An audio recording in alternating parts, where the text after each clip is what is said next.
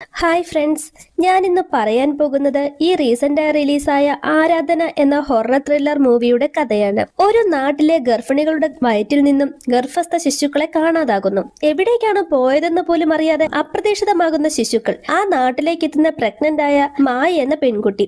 പിന്നീട് അവൾക്ക് സംഭവിച്ചത്. ഈ മൂവിയുടെ മുഴുവൻ കഥയും കേൾക്കാം. മൂവിയുടെ സ്റ്റാർട്ടിംഗ് സീനിൽ മായാസുര എന്നൊരു നാടാണ് കാണിക്കുന്നത്. അവിടെ കുറച്ച് കുട്ടികൾ പന്ത് കളിക്കുന്നതിനിടയിൽ ബോൾ ഉൾക്കടലിലേക്ക് തെറിച്ചു പോകുന്നു. അത് എടുക്കാനായി പോകുന്ന പെൺകുട്ടി ഉച്ചത്തിൽ നിലവിളിക്കുന്നത് കേട്ട് മറ്റു കുട്ടികളും ഓടി വന്നു നോക്കുമ്പോൾ അവിടെ ഒരു മനുഷ്യന്റെ തലയോട്ടി കാണുകയും അവർ പേടിച്ചോടുകയും ചെയ്യും. ഇവിടെയാണ് മൂവിയുടെ ടൈറ്റിൽ ആരാധന എന്ന് കാണിക്കുന്നത്. മൂവിയുടെ ഹീറോ ആയ പ്രദീപ് ഒരു റൈറ്ററാണ്.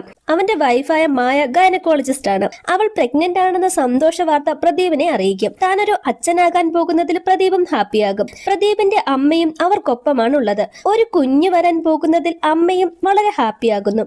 അങ്ങനെ ദിവസങ്ങൾ പോകെ പെട്ടെന്ന് ഒരു ദിവസം രാത്രി പ്രദീപിന്റെ അമ്മ മരിച്ചു പോകും. അമ്മ പോയത് പ്രദീപിന് ഉൾക്കൊള്ളാൻ പോലും കഴിഞ്ഞിരുന്നില്ല. ആകെ തളർന്നു പോകുന്ന അവനെ മായയാണ് ആശ്വസിപ്പിക്കുക. എങ്കിലും തനിക്കൊരു ബ്രേക്ക് വേണം. സോ ഒരു ട്രിപ്പ് പോകാൻ തീരുമാനിച്ച് മായയെ തനിച്ചാക്കി പ്രദീപ് ഫ്രണ്ടിനൊപ്പം പോകുന്നു. ട്രിപ്പ് പോയി വന്നതിന് ശേഷം ഒരു കഥ അവന്റെ മനസ്സിൽ വരികയും അത് എഴുതാൻ തുടങ്ങുകയും ചെയ്യും. ആ ബുക്കിന് മായാസുര എന്നവൻ പേര് വെക്കും. കാരണം മായാസുര എന്ന ഗ്രാമത്തിലേക്കായിരുന്നു അവൻ ട്രിപ്പ് പോയത്. അവിടെ സീൻ കട്ട് ചെയ്ത് മായ ഒരു പേഷ്യന്റിനെ സിസേറിയൻ ചെയ്യാനായി തുടങ്ങുമ്പോൾ ബോധം കെട്ട് നിലത്ത് വീഴുന്നു.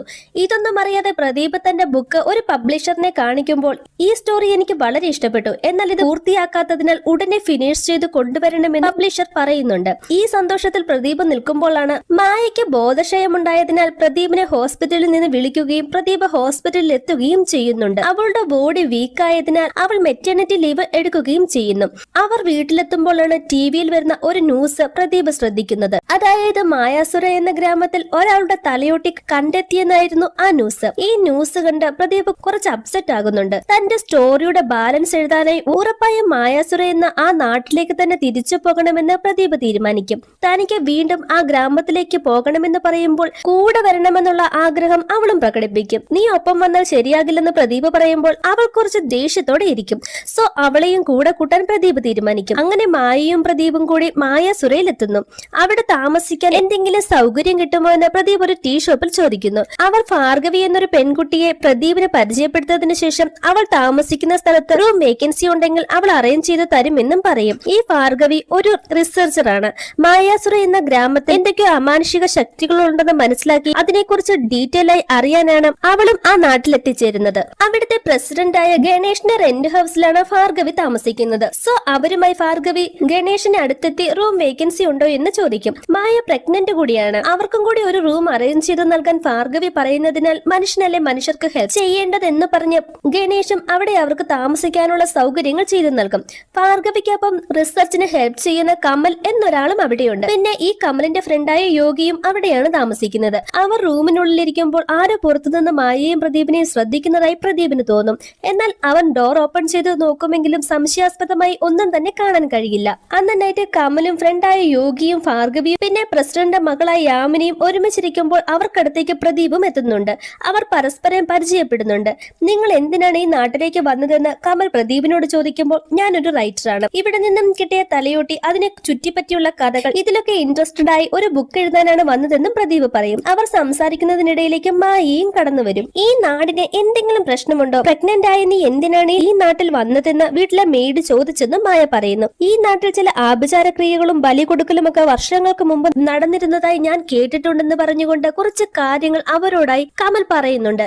അതായത് കുറച്ച് വർഷങ്ങൾക്ക് മുമ്പ് ഇവിടെ കളിച്ചുകൊണ്ടിരുന്ന കുട്ടികൾ കാടിന് നടുവിലായി മനുഷ്യ തലയോട്ടി കാണാൻ ഇടയായി. ഇവിടെ നടന്നിരുന്ന ആഭിചാരങ്ങളുടെ തെളിവാകാം അതെന്നും കമൽ പറയും. ഗണേഷിന്റെ മകളായ യാമിനി ഒരു മെഡിക്കൽ സ്റ്റുഡന്റ് ആണ്. സോ മായ ഒരു സർജൻ ആണെന്ന് പറയുമ്പോൾ എനിക്ക് നിങ്ങളുടെ ഒരു ഹെൽപ്പ് വേണമെന്ന് യാമിനി പറയുന്നുണ്ട്.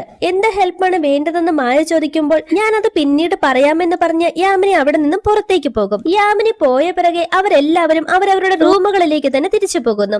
അന്ന് അർദ്ധരാത്രിയിൽ പ്രദീപ് കിടന്നുറങ്ങുന്ന മായയുടെ അടുത്ത് നിന്നും പുറത്തേക്ക് പോകും. ഉറക്കത്തിനിടയിൽ ഉണരുന്ന മായ പ്രദീപിനെ അടുത്ത് കാണാത്തതിനാൽ അവനെ തിരിഞ്ഞു വരുമ്പോൾ ആരോ കരയുന്ന ശബ്ദം അവൾ കേൾക്കാൻ ഇടയാകും. അതാരാണെന്ന് അവൾ അടുത്തേക്ക് ചെന്ന് നോക്കുമ്പോൾ രക്തത്താൽ കുളിച്ചു നിൽക്കുന്ന യാമിനിയാണ്. നിനക്ക് എന്ത് പറ്റി? പേടിക്കേണ്ട, ഹോസ്പിറ്റലിൽ പോകാമെന്ന് മായ പറയുമ്പോൾ അവിടുത്തെ ജോലിക്കാരുടെ കുട്ടി വന്ന് യാമിനി ചേച്ചിക്ക് എന്തോ പറ്റി, അവിടെ കാടിനുള്ളിലാണെന്നും പറയുന്നു. യാമിനിയല്ലേ ഈ ഇരിക്കുന്നതെന്ന് പറഞ്ഞുകൊണ്ട് മായ തിരിഞ്ഞു നോക്കുമ്പോൾ അവിടെ യാമിനി ഉണ്ടായിരുന്നില്ല.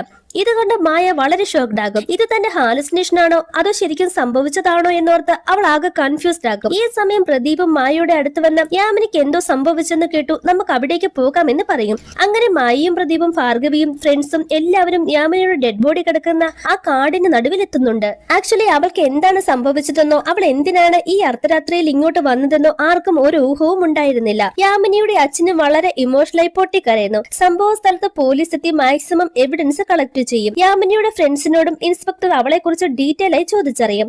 അവൾക്ക് വിമൽ എന്നൊരാളെ ഇഷ്ടമായിരുന്നെന്നും ഇതറിഞ്ഞ യാമിനിയുടെ വീട്ടിൽ 2-3 ദിവസമായി കുറച്ച് പ്രശ്നങ്ങൾ ഉണ്ടായിരുന്നെന്നുമാണ് യാമിനിയുടെ ഫ്രണ്ട്സ് പറയുന്നത്. യാമിനി മരിച്ചതറിഞ്ഞ് വിമൽ അവളുടെ വീട്ടിലെത്തുന്നു. അവളുടെ അച്ഛനാണ് ഇതൊക്കെ ചെയ്തത്, അയാളെ വെറുതെ വിടരുതെന്നൊക്കെ പറഞ്ഞ് അവൻ നിലവിളിക്കുന്നുണ്ട്. എന്നാൽ ഇതൊക്കെ കേട്ട ഇൻസ്പെക്ടർ മര്യാദയ്ക്ക് നീ ഇവിടെ നിന്ന് പോകുന്നതാണ് നല്ലതെന്ന് വിമലിനോട് പറയും. അവൻ വീണ്ടും അവളുടെ അച്ഛനാണ് ഇതൊക്കെ ചെയ്തതെന്ന് പറഞ്ഞ് ഒച്ച വയ്ക്കുമ്പോൾ അവന്റെ മുഖത്തടിച്ച് ഇൻസ്പെക്ടർ വിമലിനെ അവിടെ നിന്നും പുറത്താക്കുന്നു. തീക്കട നടത്തുന്നയാൾ അവരോട് ആ നാടിനെ കുറിച്ച് പറയുന്നുണ്ട്. അന്ന് രാത്രി വരെ യാമിനി നമ്മുടെ ഒപ്പമാണ് ഉണ്ടായിരുന്നത്, പിന്നെ എങ്ങനെയാണ് ഇത് സംഭവിച്ചതെന്ന് ഭാർഗവി ചോദിക്കും. ഇതൊരു സൂയിസൈഡ് ആകാൻ ചാൻസ് ഇല്ലെന്നും അവൾ പറയുന്നു. അവൾ അന്ന് രാത്രി അപ്സെറ്റ് ആയിരുന്നെന്ന് യോഗി പറയുന്നുണ്ട്. യാമിനിയുടെ ബോഡി കിടന്നിരുന്ന കാടിനുള്ളിലെ ടെമ്പിളിനെ കുറിച്ച് നിങ്ങൾക്ക് എന്തെങ്കിലും അറിയാമോ എന്ന് പ്രദീപ് ആ ടീ ഷോപ്പുകാരനോട് ചോദിക്കും. ആ ടെമ്പിളിൽ മനുഷ്യനെ മുൻപ് ബലി കൊടുത്തിരുന്നു. പണ്ട് ഈ നാട്ടിലെ ഗർഭിണികളെയും കുട്ടികളെയും കാണാതെ പോയിക്കൊണ്ടിരുന്നു. അവരെ തിരഞ്ഞു പോയപ്പോഴാണ് ഈ നാട്ടുകാർ അങ്ങനെ ഒരു ടെമ്പിൾ കാടിന് നടുവിൽ ഉള്ളത് തന്നെ കാണുന്നത്. ആ ബലി കൊടുത്തിരുന്നവരെ അന്ന് തന്നെ ആളുകൾ ചേർന്ന് കൊന്നിരുന്നെന്നും അയാൾ അവരോട് പറയും. ഭാർഗവി അവളുടെ റിസർച്ചിനെ കുറിച്ചും പ്രദീപിനോട് പറയും.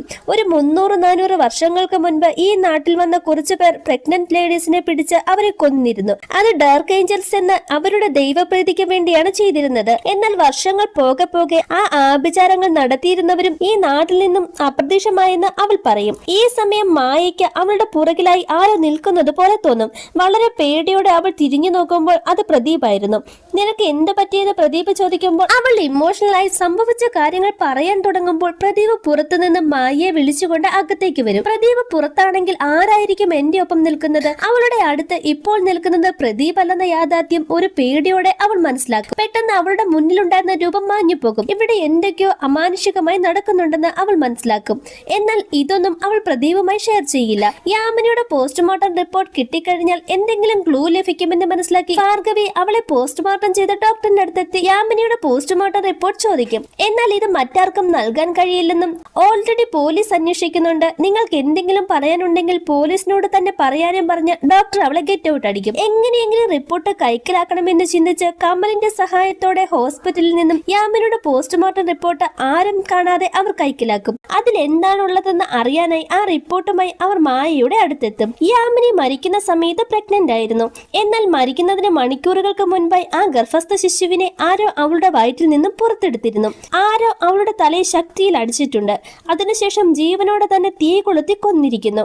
ഇതായിരുന്നു ആ റിപ്പോർട്ടിൽ. ഇത് ചിലപ്പോൾ അവളുടെ റിലേഷൻഷിപ്പ് അറിഞ്ഞ അവളുടെ അച്ഛൻ ചെയ്തതാകാമെന്നാണ് കമൽ പറയുക. യാമിനിയുടെ ഡെഡ് ബോഡിയിൽ ഒരു പ്രത്യേക തരം അച്ചുകുത്തിയിരുന്നു. ചിലപ്പോൾ ഇത് ആ ആഭിചാരം നടത്തുന്നവർ അവളെ ബലി കൊടുത്തതായിരിക്കുമോ എന്നൊരു സംശയവും കമൽ പറയുന്നുണ്ട്. എന്നാൽ പണ്ടു തന്നെ ഈ ആഭിചാരം നടത്തിയിരുന്നവരെ തീ കൊളുത്തി നാട്ടുകാർ കൊന്നു കളഞ്ഞിരുന്നല്ലോ, പിന്നെ എങ്ങനെയാണ് വീണ്ടും ഇത് തുടരുന്നതെന്ന് പ്രദീപ് ചോദിക്കും. ഈ പോസ്റ്റ്മോർട്ടം റിപ്പോർട്ട് ഹോസ്പിറ്റലിൽ തന്നെ തിരിച്ചു വെക്കാനായി ഭാർഗവി ഹോസ്പിറ്റലിൽ എത്തും. എന്നാൽ ഡോക്ടർ അവളെ കൈയോടെ പിടിച്ച് ഇതിപ്പോൾ ഞാനൊരു കേസാക്കിയാൽ നീ പെട്ടുമോക്കുമെന്ന് പറയും. എന്നാൽ അവൾ ക്യാഷ് കൊടുത്ത് ഡോക്ടറിനെ കൺവിൻസ് ചെയ്യും. യാമിനിയുടെ റിപ്പോർട്ടിനെ കുറിച്ച് ഭാർഗവി ഡോക്ടറിനോട് വിശദമായി ചോദിക്കുന്നുണ്ട്. ഒരു പ്രൊഫഷണലായ എക്സ്പീരിയൻസ്ഡ് ആയ ആരോ ആണ് യാമിനിയുടെ വയറിനുള്ളിൽ നിന്നും കുഞ്ഞിനെ എടുത്തിരിക്കുന്നതെന്ന് ഡോക്ടർ പറയും. ഇതിനു മുൻപ് ഇതുപോലെ അബോർഷനായവരുടെ ഡേറ്റ് തരുമോ എന്ന് ഭാർഗവി ചോദിക്കുന്നത് കൊണ്ട് ഫുൾ ഡീറ്റെയിൽസ് ഡോക്ടർ അവൾക്ക് നൽകുന്നുണ്ട്. പതിവ് പോലെ അന്ന് രാത്രിയിലും പുറത്തുനിന്നും എന്തോ ശബ്ദം കേട്ട് വളരെ പേടിയോടെ മായ പതിയെ പുറത്തേക്ക് വരുമ്പോൾ അവിടെ വിമലിനെയാണ് കാണുക. നിന്നെ ഞാൻ മുൻപ് കണ്ടിട്ടുണ്ടെന്ന് പറഞ്ഞ് അവൾ ഓർത്തെടുക്കാൻ ശ്രമിക്കും. അതായത് യാമിനി മരിക്കുന്നതിന്റെ അന്ന് രാത്രി ഒരുമിച്ചിരുന്ന് അവർ സംസാരിക്കുന്നതിനിടയിൽ യാമിനിയെ പുറത്തുനിന്നും വിമൽ വിളിക്കുന്നത് മായ ശ്രദ്ധിച്ചിരുന്നു. വിമൽ വിളിച്ചതുകൊണ്ടാണ് അവൾ പുറത്തേക്ക് പോയത്. ഈ കാര്യം മായ പറയുമ്പോൾ സത്യമായിട്ടും ഞാൻ അവളെ ഒന്നും ചെയ്തിട്ടില്ല. അന്ന് രാത്രി ഞങ്ങൾ തമ്മിൽ സംസാരിച്ചതിനു ശേഷം ഞാൻ തിരിച്ചു പോയെന്നും വിമൽ പറയും. ശരി, നീ ഇപ്പോൾ എന്തിനാണ് വന്നതെന്ന് മായ ചോദിക്കുമ്പോൾ യാമിനിയുടെ റൂമിൽ ഒന്ന് സെർച്ച് ചെയ്യാനാണ്. അവൾ മരിക്കാൻ കാരണമായി എന്തെങ്കിലും തെളിവ് കിട്ടുമോ എന്ന് അറിയാനുമാണെന്ന് വിമൽ പറയും.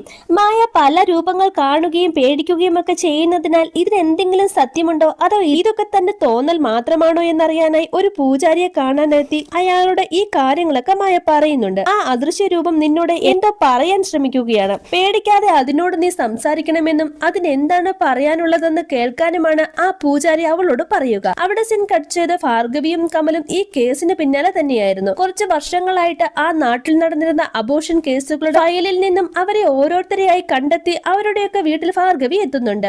ആദ്യം അവർ എത്തുക വിമലയുടെ വീട്ടിലാണ്. അന്ന് നിങ്ങൾക്ക് എന്താണ് സംഭവിച്ചത്, എങ്ങനെയാണ് അബോർഷൻ ആയതെന്ന് ഭാർഗവി ചോദിക്കുമ്പോൾ എന്റെ കുഞ്ഞ് എവിടെ പോയെന്ന് എനിക്കറിയില്ല. ഒരു ദിവസം കാടിനുള്ളിലേക്ക് പോയ ഞാൻ അവിടെ ബോധം കെട്ട് വീഴുന്നു. അതിനുശേഷം വയറുവേദന ഉണ്ടാകുകയും ഹോസ്പിറ്റലിൽ ചെന്ന് സ്കാൻ ചെയ്തപ്പോൾ കുഞ്ഞു വയറ്റിൽ ഉണ്ടായിരുന്നില്ലെന്നുമാണ് വിമല പറയുക. വിമലയുടെ കാലിലും എന്തോ ഒരു അച്ചു കുത്തിയിരിക്കുന്നത് കണ്ട് ഇതെന്താണെന്ന് ഭാർഗവി ചോദിക്കും. ഇതെങ്ങനെയാണ് എന്റെ കാലിൽ വന്നതെന്ന് എനിക്കറിയില്ല. ആ കാടിനുള്ളിൽ കിടന്ന് എനിക്ക് ബോധം തെളിഞ്ഞപ്പോൾ മുതൽ ഇതെന്റെ കാലിൽ ഉണ്ടായിരുന്നെന്നും അവൾ പറയും. അതിനുശേഷം പല പെൺകുട്ടികളുടെയും വീട്ടിൽ അവർ ചെല്ലുന്നുണ്ട്. എല്ലാവരുടെയും കാലിൽ ആ അച്ചുകുത്തിയ പാടുണ്ട്. അവർ പോലും അറിയാതെയായിരുന്നു അവരുടെ കുഞ്ഞുങ്ങളെ നഷ്ടമായിരിക്കുന്നത്. കാടിനുള്ളിൽ വെച്ച് മയങ്ങി വീഴുന്ന ഈ പെൺകുട്ടികളുടെ വയറ്റിൽ നിന്നും ആരോ കുട്ടികളെ എടുക്കുന്നതാണെന്ന് ഭാർഗവിക്ക് മനസ്സിലാകും.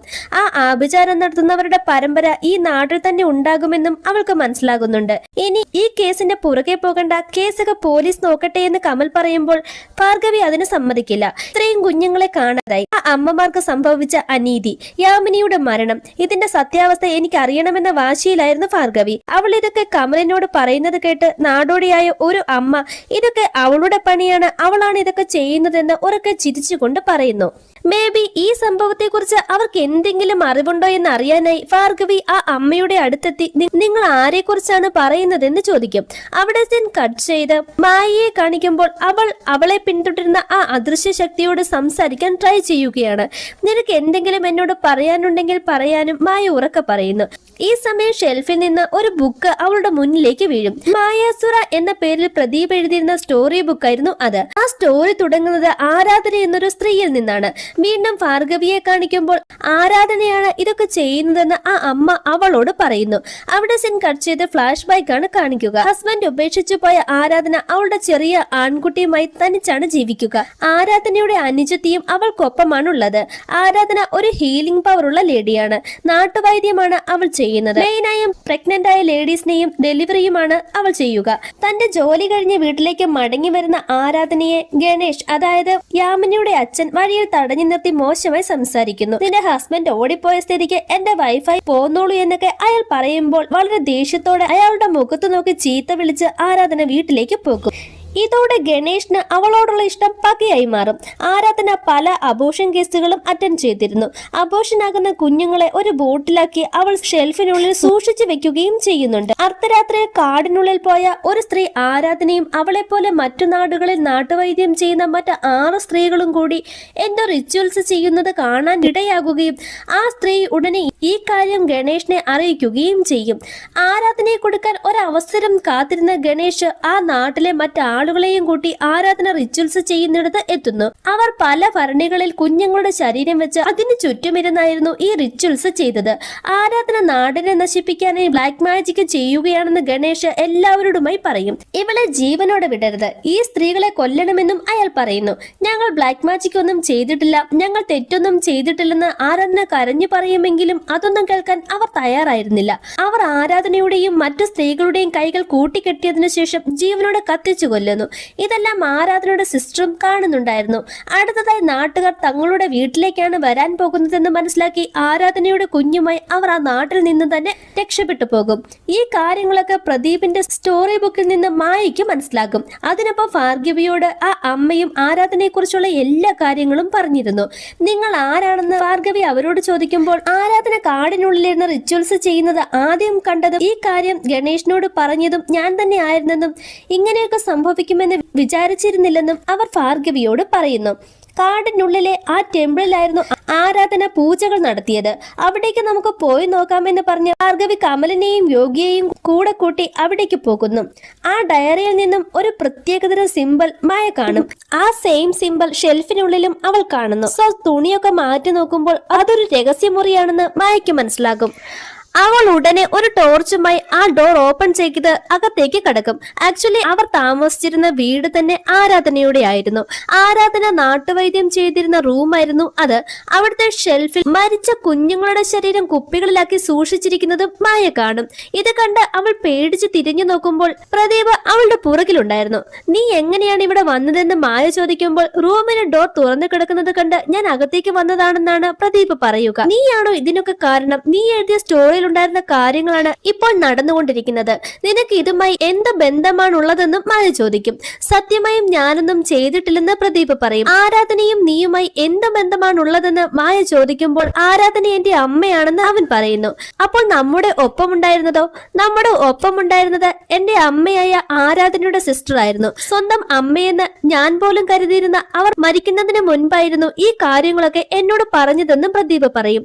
ആരാധനയെ നാട്ടുകാർ കൊന്ന സമയത്ത് ആരാധനയുടെ സിസ്റ്റർ പ്രദീപുമായി രക്ഷപ്പെട്ടിരുന്നു.